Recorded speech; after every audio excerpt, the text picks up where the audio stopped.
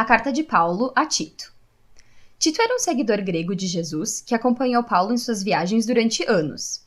Ele o ajudou em várias situações críticas no passado. E nesta carta descobrimos que Paulo lhe confiou a tarefa de ir até Creta, uma ilha na costa da Grécia, para restaurar a ordem em uma rede de igrejas familiares.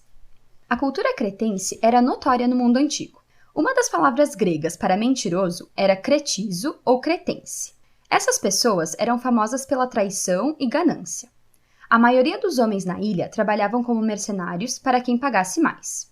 E as suas cidades eram conhecidas pela falta de segurança, por serem cheias de violência e corrupção sexual. Por outro lado, a ilha de Creta tinha muitos portos e cidades de serviço ao longo de todo o mar Mediterrâneo. Então, do ponto de vista de Paulo, Creta era o lugar perfeito para iniciar uma rede de igrejas.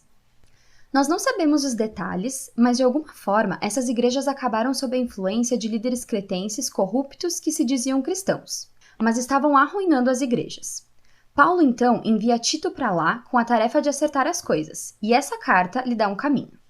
Ela tem uma estrutura bem direta. Depois de uma rápida introdução, Paulo dá a Tito instruções claras sobre suas tarefas na igreja. Ele oferece direção para o novo tipo de família e para o novo homem que o evangelho pode criar nessas comunidades cretenses. E Paulo fecha a carta com algumas saudações finais. Paulo começa lembrando Tito de que sua mensagem como apóstolo fala da esperança da vida eterna, a vida da nova criação que já está disponível através de Jesus, o Messias. E essa esperança foi prometida há muito tempo pelo Deus que nunca mente. Esse pequeno comentário de abertura introduz um tema importante que está implícito por toda a carta. Um dos problemas da igreja de Creta era que eles assimilaram a ideia de Jesus, o Deus cristão, às suas próprias ideias de deuses gregos que cresceram com eles, em especial sobre Zeus, o chefe dos deuses. O povo de Creta afirmava que Zeus tinha nascido na ilha, e eles adoravam contar histórias e mitos sobre o caráter dissimulado de Zeus. Ele seduzia mulheres e mentia para conseguir o que queria. E Paulo quer deixar bem claro que o Deus revelado em Jesus é totalmente diferente de Zeus. Seu caráter básico é marcado pela fidelidade e pela verdade, o que significa que a vida cristã também deve ser vivida com verdade, e isso será uma grande mudança para o povo de Creta. E Paulo se dirige a Tito com uma tarefa dupla. A primeira é apontar novos líderes para cada comunidade cristã, um grupo de presbíteros. Eles devem ser maridos e pais maduros cuja forma de viver seja completamente diferente da cultura de Creta.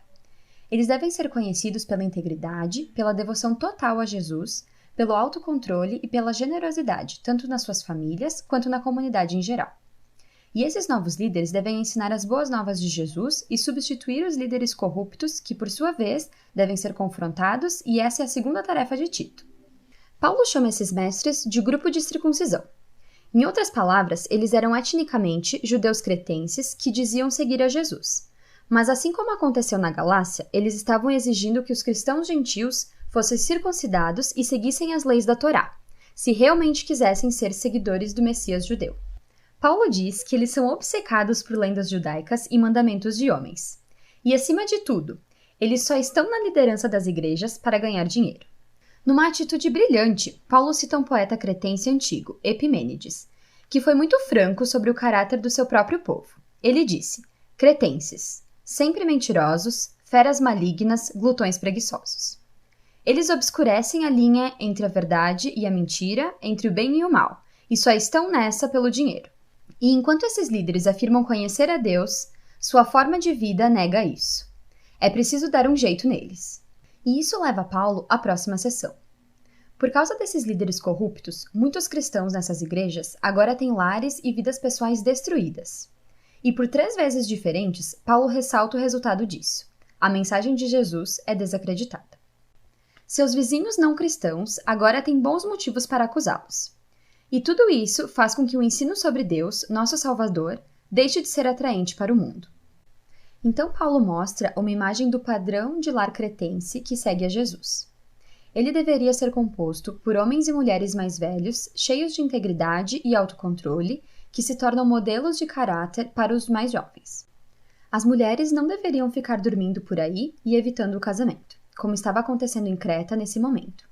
Mas, em vez disso, deveriam estar procurando parceiros fiéis para criar famílias estáveis e saudáveis. E os homens deveriam fazer o mesmo e ser conhecidos como cidadãos produtivos e saudáveis. Os escravos cristãos de Creta estavam em uma posição diferente. Nós sabemos que por causa do Evangelho, eles eram tratados como iguais nas comunidades cristãs de Paulo.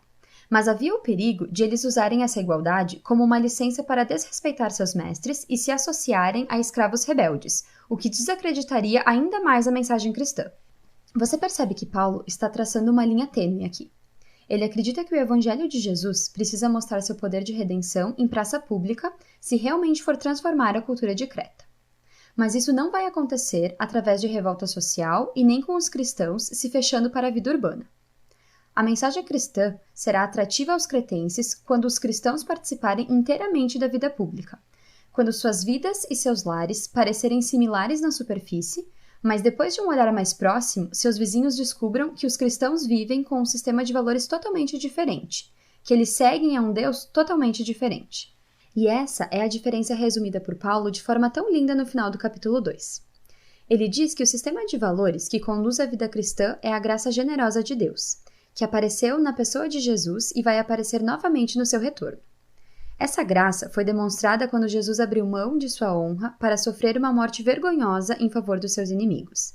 Dessa forma, ele poderia resgatá-los e redimi-los. E essa mesma graça chama o povo de Deus a dizer não para a forma de vida corrupta que é inconsistente com o amor generoso de Deus. Paulo deixa de lado essa questão do lar cristão e parte para a visão dos cristãos vivendo como novas criaturas na sociedade de Creta. De todas as pessoas, os cristãos devem ser conhecidos como cidadãos ideais, pacificadores, generosos, obedientes às autoridades, conhecidos pela busca do bem comum. Mas isso é bem diferente da forma com que os cretenses cresceram. Como eles vão sustentar essa forma de vida contra a cultura? Paulo acredita que a fonte desse poder é o amor transformador do Deus triuno anunciado no Evangelho. Ele explora isso com um poema lindo que diz que a bondade e o amor de Deus nos salvaram, apesar de nós mesmos. Através do Espírito Santo, Deus lavou, regenerou e renovou as pessoas e, através de Jesus, providenciou uma forma para elas serem justificadas diante dele. E tudo isso torna a vida eterna acessível, um novo futuro e uma nova criação. E essa história viva é tão poderosa que produz novas criaturas. Paulo está convencido de que o Espírito capacita a fidelidade aos ensinos de Jesus, que vai declarar a glória de Deus em toda a ilha de Creta e em todo o mundo. Paulo conclui prometendo enviar reforços para Tito, Ártemas ou Tíquico. Ele dá um oi para os seus amigos em comum e a carta termina. A carta de Tito nos mostra a estratégia missionária de Paulo, para que as igrejas se tornem agentes de transformação dentro de suas comunidades. Isso não vai acontecer através de uma guerra cultural e nem assumindo a mesma maneira de viver do povo. Em vez disso, ele chama os cristãos a participarem com sabedoria da cultura de Creta. Eles devem rejeitar o que é corrupto, mas abraçar o que é bom. Quando eles aprenderem a viver em paz e a serem devotos a Jesus e ao bem comum, os cristãos vão, nas palavras de Paulo, tornar atraente em tudo o ensino de Deus, nosso Salvador. E é isso que trata a carta a Tito.